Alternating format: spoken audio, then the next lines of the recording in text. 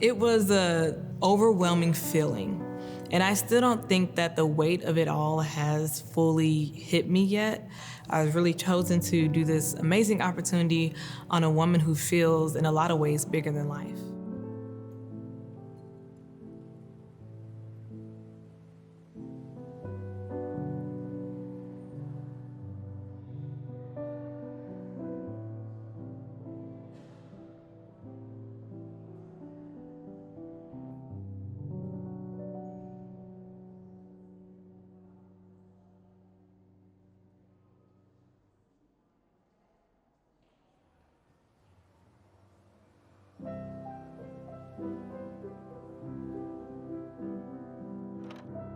It was women like Dr. Bethune who stood in the face of death, really, and just kept pushing forward. She's a servant at the core of her heart. She wants to figure out how to serve others, how to serve her community, and you can only do that by getting your hands dirty. She had this ever-growing hope, and that it was part of the gasoline, if you will, that kept her going. As humans, we resist struggle. She embodied the struggle, and it made her tougher. She just did not see limitations. She did not.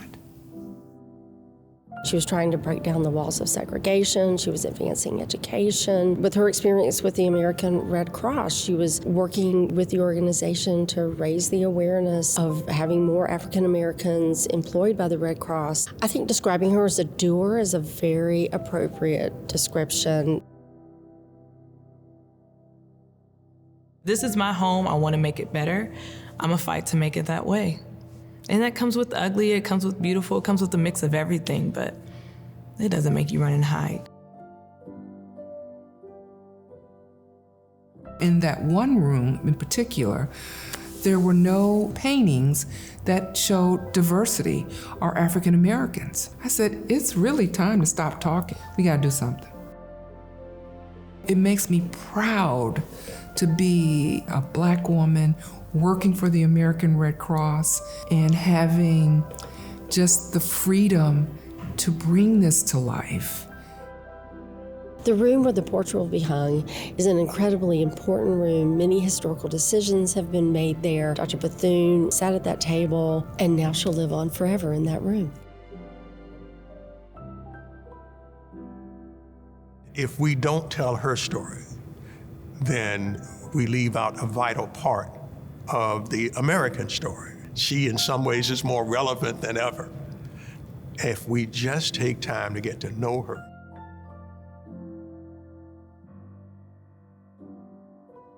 The one thing I want to take away is that I did my part in whatever capacity that was, in the same way that she did her part. You know, she came from the cotton field and went on to found a college. And though she does not see her color and her sex as a handicap, the rest of the world did.